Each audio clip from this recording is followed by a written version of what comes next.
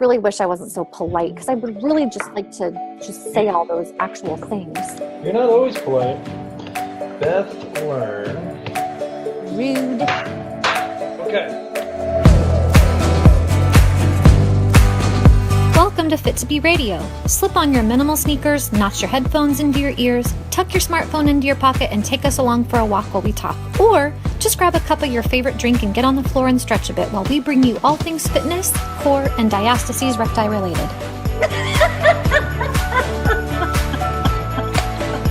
Wow. What do we call this, Beth? Fit2B Radio. All right.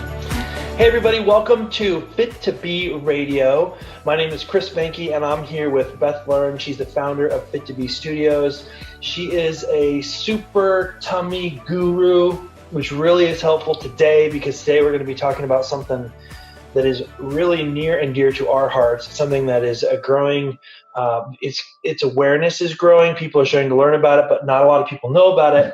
And that is an issue called diastasis or diastasis or whatever. There's probably other ways to say it. But this is something that we are experts at on our website. We've got lots of information, but we want to just do this podcast about this so that we can start to educate some of you out there about this issue. So Beth, what is this thing? Let's talk about it. What is this thing that we talk about all the time?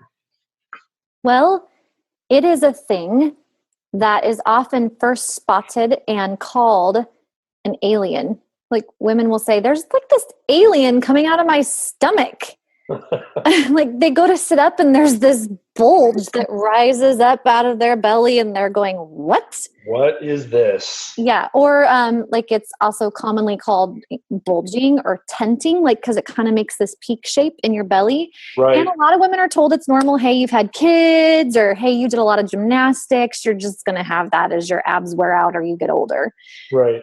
But it's actually, while it's common and it is normal to have a small amount of separation during pregnancy, it's really not normal for it to stick around and cause dysfunction and be a part of dysfunction after pregnancy. And it happens to guys and it happens to kids. I have a nephew who's dealt with it. So it's really not just for women. And it's not just for women and it's not just for pregnancy. It's just extremely common after pregnancy. But it's actually, at least my understanding, it's pretty darn common all the time, whether you've been pregnant or not, whether you're a man or a woman. Right. And, it's also known as a gap. So it can rise up when the belly is under a lot of pressure, forward forceful pressure from jackknifing motions or bending over and letting your belly hang a lot. Yeah. People that have jobs where they're bending over are more susceptible to it for sure. Right. But it really is where the two sides of your abdominal wall are joined together in the middle by connective tissue called your linea alba.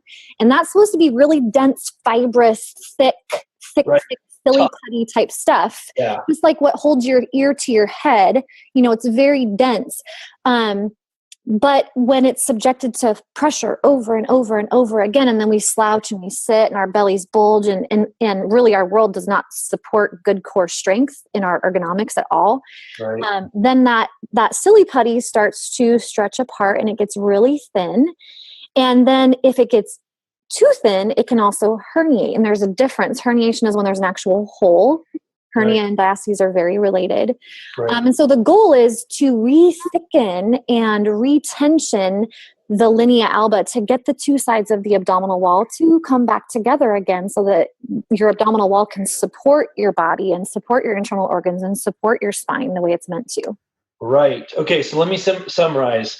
It is an area in your tummy of this material that becomes weak and stretches apart and kind of allows things to kind of protrude that shouldn't protrude.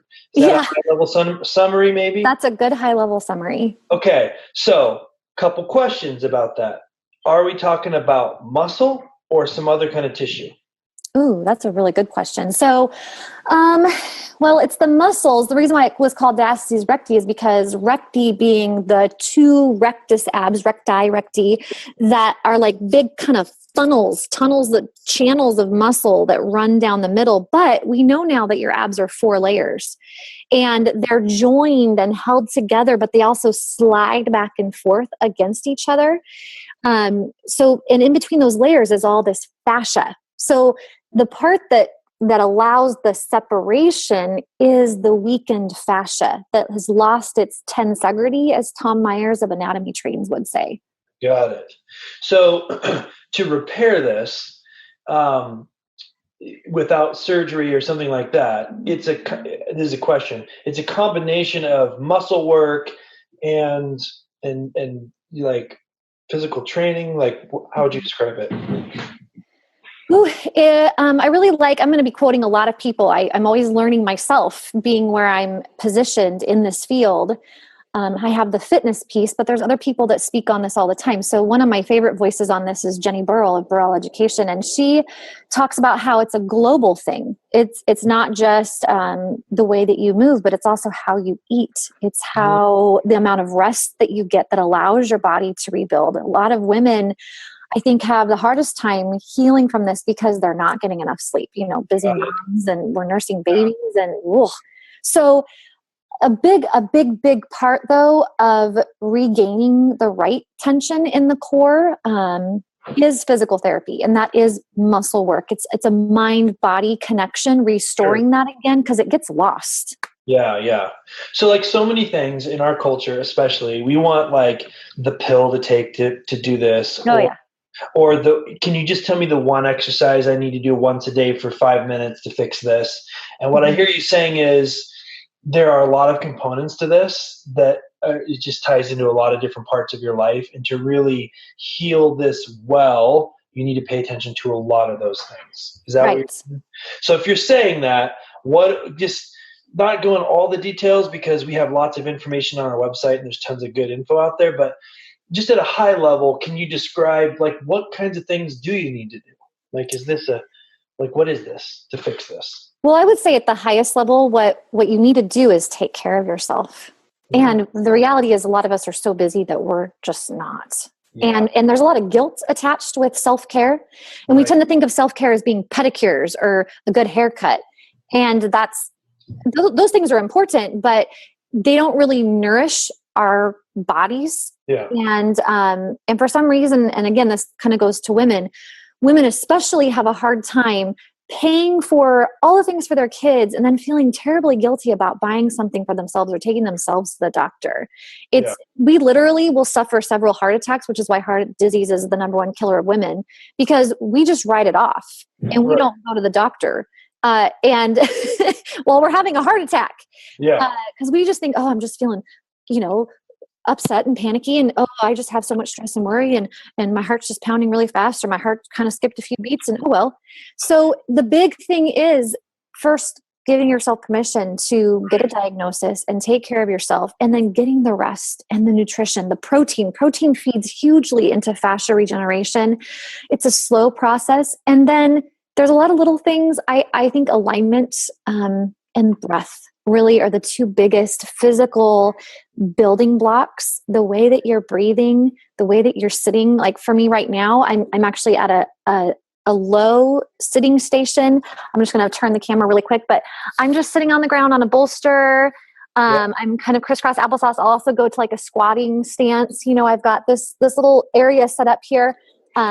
Sorry for the temporary crotch shot there, but it's like, so not just always sitting slumped on the couch, belly bulged, head forward. It's purposefully and mindfully setting ourselves up in life to be better aligned through our torsos. Yeah, that's hilarious. You're sitting and I'm standing. Yes, woo! Regular desk. Yeah. So I want to go back to something that you said really quick. And this is giving yourself permission to take care of yourself. Mm-hmm. And so if you've ever flown anywhere, they do this thing and they say, in case of cabin pressure loss, an oxygen mask will drop out of the whatever above your head. Make sure that you put the mask on yourself first and then help someone next to you. And in the video, they always show a kid. And the reason that they do that is, as a parent, if you lose cabin pressure, the first thing you're going to want to do is take care of your child. Mm-hmm. And that is the worst decision, because it only takes about 15 to 30 seconds before you're unconscious. And if you go to help your child first, you're going to be unconscious before you can put your own mask on, and then you're going to be useless.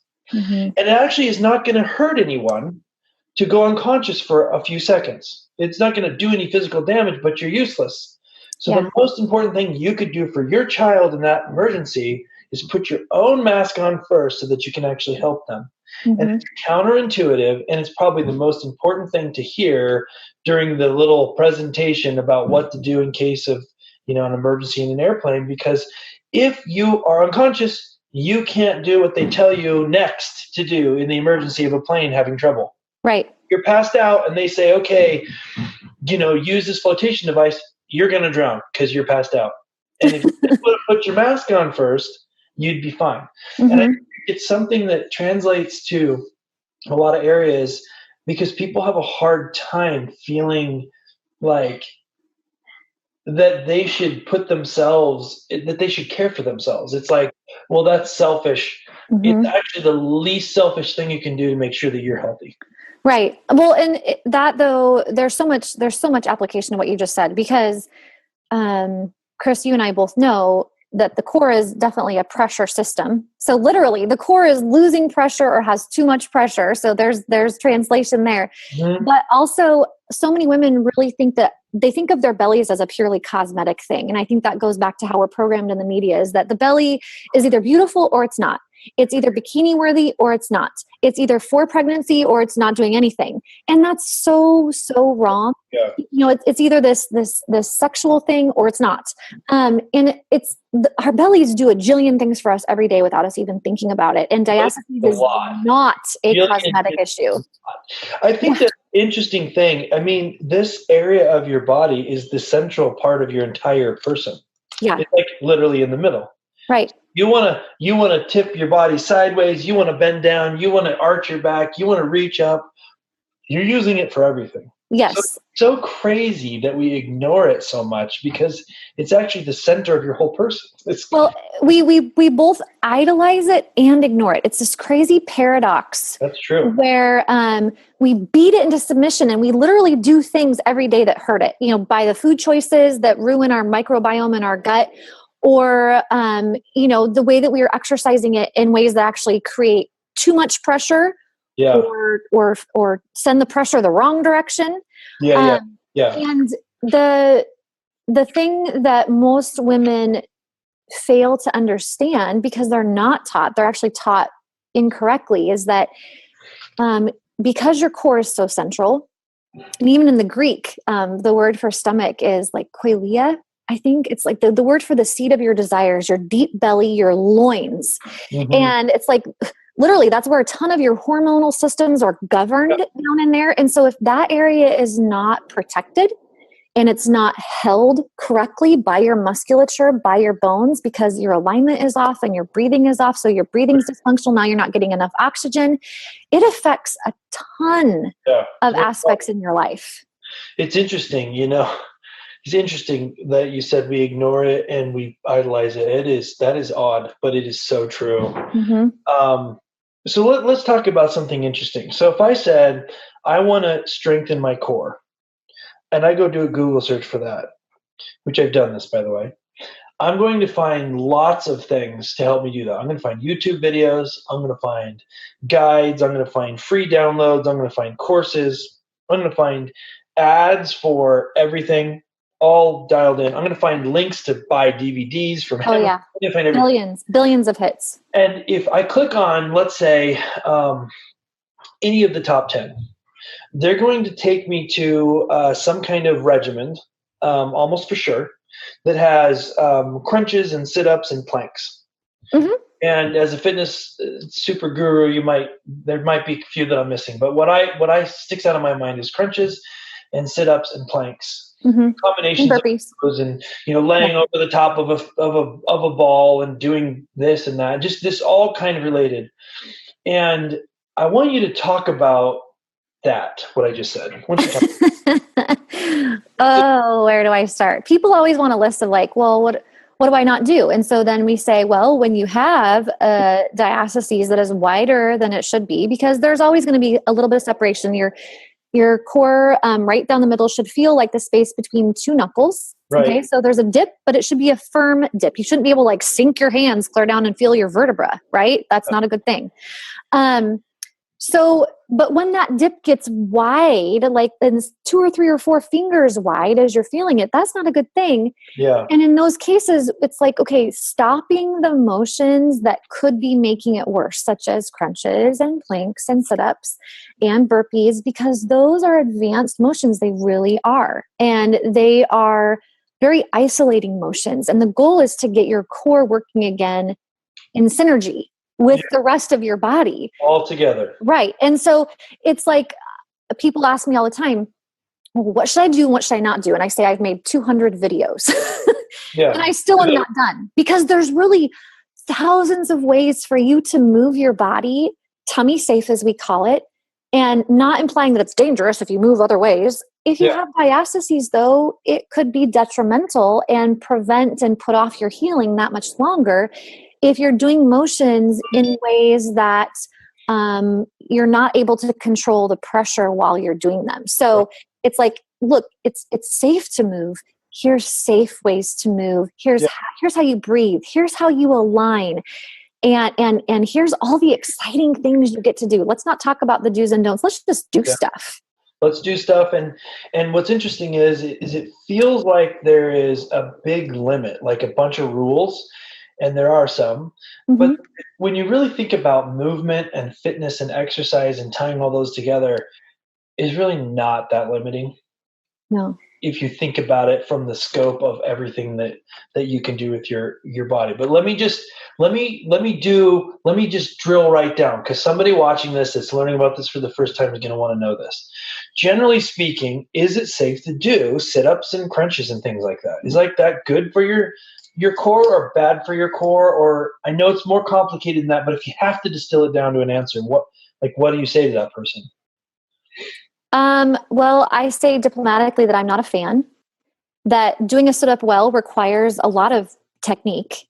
And why do those things when there's thousands of other things you can do with the limited amount of time that you have?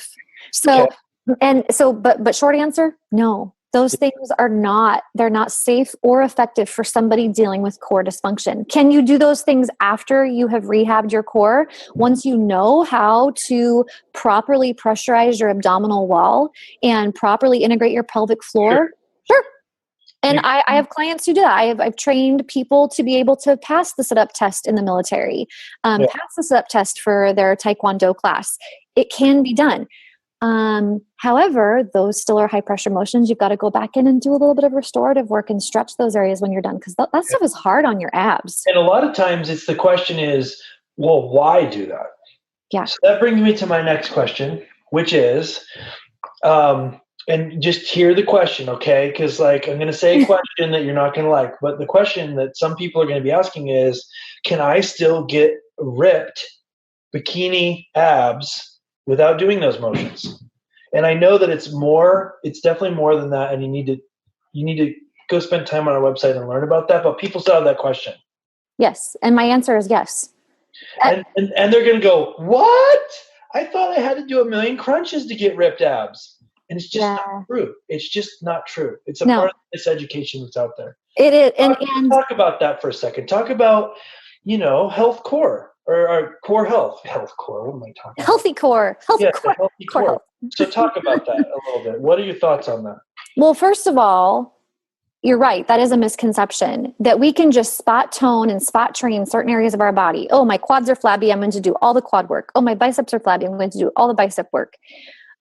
It really doesn't work like that. Your body is an entire system. When you move, it pulls energy from lots of places. 80% of your body composition. So if I do a body fat test on you to see how much of you is fat and how much of you is lean mass, bones, muscles, eyeballs, hair, that is determined by how you eat. Yeah. Okay. So, and really how you move is about 10 to 20%. Yeah. Because the way we eat is what fuels our bodies. If we put crap fuel into our bodies literally can't do anything with it. They store it or they just eliminate it. So eating the right amount of the best foods. And that differs for different people, depending on food sensitivities, your genetics, your activity level. It's really, really different from person to person. So if you want to get shredded, quote unquote, the way that is done is by drastically altering what you put in your mouth. Now, the thing is, when I've worked with bodybuilders, and I actually trained to be a bodybuilder at one point, the restrictions on food, the type of food you have to eat heading into competition, that was a deal breaker for me. I'm sorry. I like food too much. Okay. So yes, you can have a strong core. You can have a flatter. I'm not going to say flat because women, we need our curves. Okay. There's some curvature there. We don't, you can pose and shape yourself to have all kinds of musculature and flatness. But real life is we have some curve, and that's a beautiful thing. Sure, yeah. Strength and tone and function without crunches and sit-ups, definitely. I am a model for that. You will see that in the videos. My clients, you can lose weight. We're not a weight loss site, but it really goes back to how you eat. Yeah, it's so true. It's interesting. I've done through the years, I've done some coaching for people running and getting kind of going from nothing to running. Mm-hmm. And, we get up to let's say a 5K, that's a little over 3 miles, which is not that far if you're a distance runner, but to a lot of people, that's like to the end of the earth. Oh, yeah. And they'll Are you going to talk about carb loading? You have to talk about carb loading. Yeah, they'll ask me ahead of time, hey, so we're going to do a 5K tomorrow, so I should do some carb loading tonight and eat some spaghetti or something, right? And the answer is absolutely not, okay? So if you're going to go eat a big plate of spaghetti with meatballs and cheese and stuff on top, that's going to be anywhere from 900 to 2,000 calories. Yeah. If you're running a 10-minute mile, that's a pretty good speed for a beginner that's, let's say, in their 30s or 40s, it's going to take you about 30 minutes, and you're going to burn about 300 to 500 calories. Right. So you're going to just basically work your butt off, run an awesome 5K, sweat like crazy, feel great about yourself, and get fatter. Now, if you're going to go run a marathon for 4.5 hours, it's different. We talk about that then. But if you can run for an hour, see, the problem is the average person that's in okay shape, and I mean not great, okay shape, they only burn about 115 to 130 calories per mile. Right. So, and if you're speed walking, it's about the same. So you can run, you can walk, you're burning you're burning some calories. It's great, but one cookie from Subway, the really good ones, it's a white chocolate macadamia nut cookie, that's 180 calories. So you got to run about 3 miles to eat one cookie. So the what I tell them is disconnect from all of that. Mm-hmm. Eat healthy, and you need to do fitness correctly. Yes. And you need to enjoy the cookie. The cookie is not a bad thing. Have a cookie every now and then. Like you're right. Not 6. Right. Not one every day. Well, I don't know. My daughter is in a baking phase, and oh my goodness, guys, look, I think I've been thin just because I hate baking. And I'm pretty sure that her baking like 3 times a week is going to maybe shift my landscape a little tiny bit. You need to start giving some of that to your neighbors. Okay, but back to what you said about disconnect, because I love that word. I don't like what it means. But one of the questions I get a lot is, okay, I've got all this, and they pinch their bellies. They're like, what is this, diastasis or is this fat? And we can do body fat composition tests on you. You can do hydrostatic weighing. We can put you in a bod pod, right? There's all different kinds of ways to do it. But if you poke around, you can feel the difference between your muscle and your fat, unless you have a really wide diastasis. I've had my hands and bellies where it's like 6 fingers, 8 fingers, 10 fingers wide.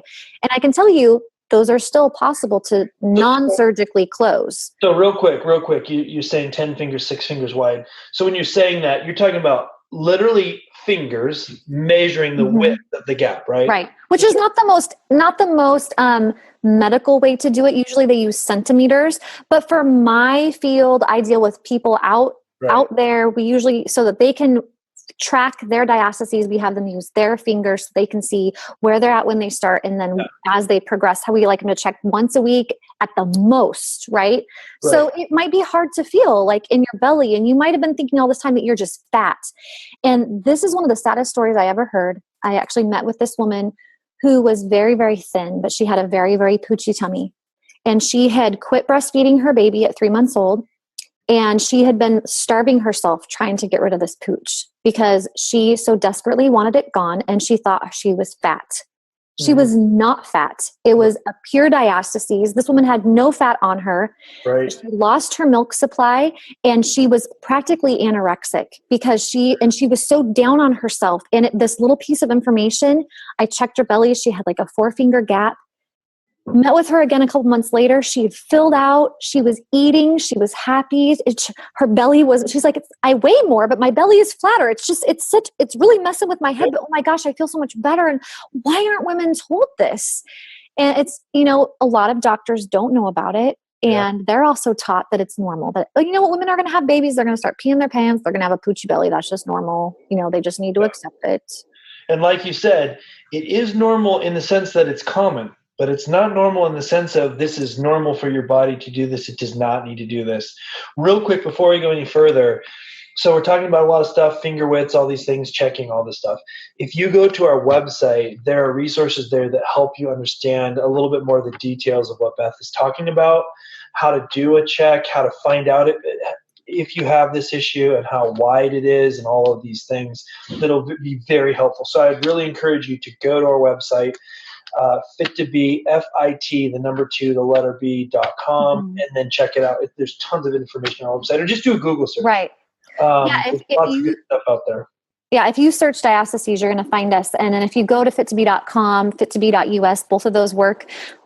Just right under resources. If you open up our menu, it's the first thing under the resources tab. And that's a free resource. We have a lot of free resources on Fit2B to help people understand this, because we want this information to get out there. All right. Nobody can trademark diastases. All right. You can't trademark how we breathe. That's just the design. So, and there's so many people that need help with this. We're an open book. Our workouts are for our members only. But I have athletic trainers and fitness professionals come through all the time to get ideas, and that's fine. Yeah, there's tons of information resources that are totally free on our website. So check those out. I just wanted to throw that out there because the issue where I think a lot of people that watch or listen to this podcast are going to go, oh man, like, how do I find out if I have this? I think I have this. Yeah. My first answer would be, you probably do. And you need to go do some research online, and don't panic, because it's completely fixable by surgery almost always. Yeah, but please don't buy into those 6 weeks in the flat tummy. No. And please don't buy into the 5-step process to closing your diastasis gap. No. I'm sorry. Those may work for some people. And I don't want any of the creators of those programs burned at the stake or anything like that. But I feel like that's really misleading and really false for 95% of women and men and kids dealing with diastases. Yeah.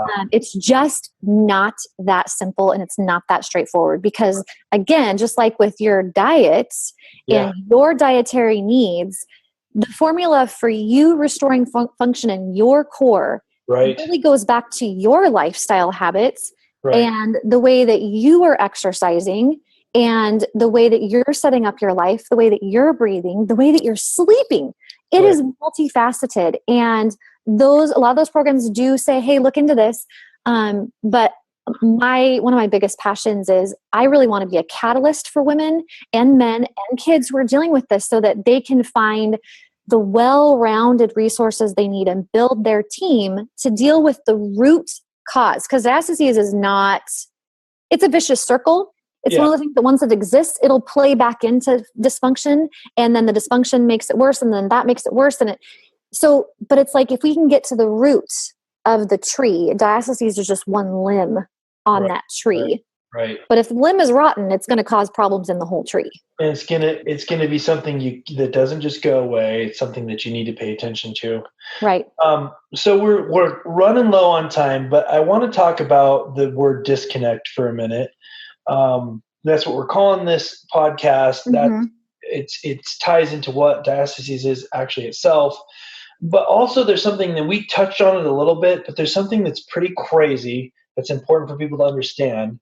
And that is most fitness professionals, doctors, people out there that should be advocates for this and fully understand it don't. Mm-hmm. Can you talk a little bit about why that is and what's happening like in the quote industry and just from a professional, just like what how can that be? What is that? Why is that? Well, having eaten and slept and breathed this for 7 years, and I haven't eaten diastasis, but like reading as I'm eating, like literally, this is what I do. I believe that the disconnect happens in many places. For one thing, like there's no insurance codes in America for physical therapy for diastasis. So when physical therapists treat people for this, there's other codes. They bill it under, hernia, or they bill it under pelvic floor incontinence and weakness, because it often comes in conjunction with that. In the medical field, you talk about medicine, it's medicine. They're prescribing, and there's not a pill. There's not a set prescription. Then there's a surgery. So it's, you can have surgery for that, but that needs to wait till you're done with kids. And then they're stitching the two sides together, but they're not dealing with the deep muscular dysfunction. And then you have the muscular people. So body workers, massage therapists, fitness trainers, they, in their training, massage the belly is often off limits. They just don't go there. Okay. When you think about getting a massage, think about when was the last time anybody touched your belly? They don't. Okay. And then in fitness, there's the standard. This is what the muscle, the origin, the insertion. To train that muscle, we shorten it. This is the muscle, origin, insertion. To train the muscle, we shorten it. And so when I was getting my degree in exercise and sports science, with all these other professionals, nurses, vets, future doctors, athletic trainers, physical therapists, we were all on the same track for anatomy and physiology.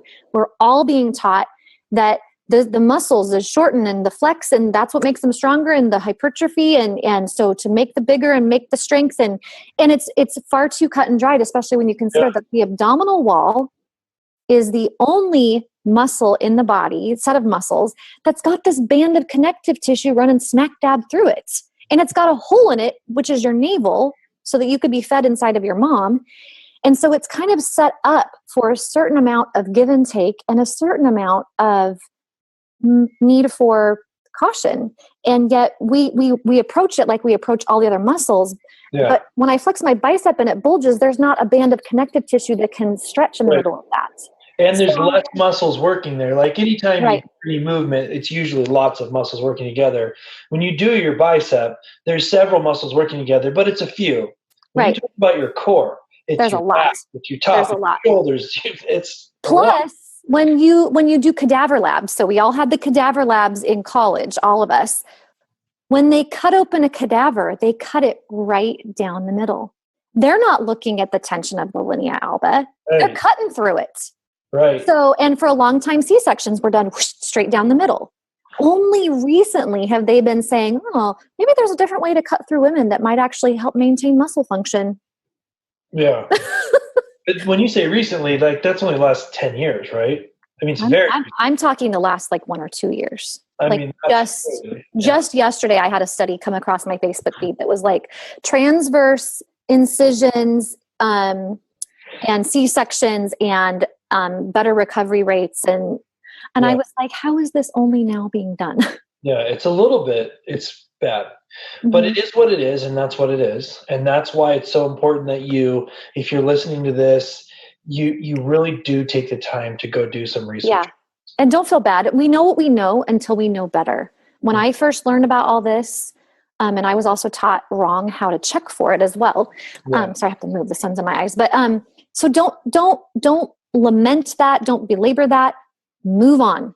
Yeah. There's some really great education sources. I link to them on Fit2B. Get into Fit2B. It's $15 a month for access to all of our workouts. Yeah. Really. And I'm an open book. I've said that before. Please come, learn, share, collaborate. We're in this. We've got to change the industry. We've got to be talking about this because postpartum women are the biggest client in gyms. I mean, we buy more personal training than men do. And but yet we're often being trained by these young men who have these standard certifications and degrees, God bless them, but there's no specialized training for these issues that we're all dealing with. Yeah. So we have to raise that awareness. We have to raise the bar. And that 20-year-old guy just doesn't have the context to even know about this on his own. I mean, and if he's not getting the education to be able to be a personal trainer that's telling, it's like not really even his fault, right? Like, no, but it is true. It is the reality of what we're facing. Right. Okay, so let me see if I can summarize this. Okay, so we got this problem that is extremely common, and it is quite simply a separation of the walls of this connective tissue inside the core. Yep. It allows for some pooching, but even if you don't have some pooching, it could be a problem. Oh yeah, you can still have it. There's pooches with diastases and diastases without pooches, and vice versa. And there's bodybuilders that are ripped, that are posing, that have diastases that don't even know it. Yep. Could be causing problems. You should visit our website, which is fit2b.com, and we've got tons of resources where you can learn about that. But the main thing to take away from this is that it's not something that can just go, it just doesn't go away. It causes a lot of problems in your life, and you'll be frustrated with it, and it can limit you, and you can have problems with incontinence and all kinds of things. And it can be fixed without surgery a lot of the time. Yep. You need to be educated about it, so go do that. Yes, and you're worth it. Yes. What would you add to that summary?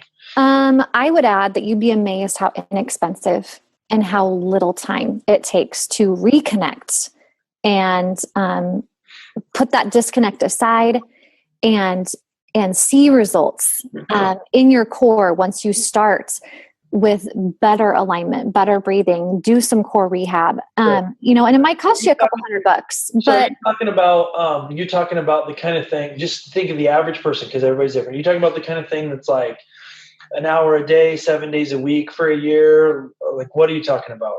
I'm talking, okay, I send a lot of people to the Tummy Team, for example. They have a really great online program. The time commitment is like 10 to 15 minutes a day. There's a few videos you watch each week as part of their program. You could also book a Skype consult with her. She is one of the top world-known experts in diastasis rehabilitation, and she's amazing. And it's really very little time, and people report results consistently 2 to 3 weeks in. Yeah. So basically, the reason I asked that question is I want people to know this is not the end of the world. Rehab is totally doable, totally possible. There are resources today that there weren't even 5-10 years ago. You can do a lot of the stuff online. You don't have to go to an office. You're busy. You got so much going on. You can do a lot of these things from the comfort of your home. Like the Tummy Team program you're talking about, that can be done remotely. Right. Our entire website is designed from the ground up to be done comfort of your own home.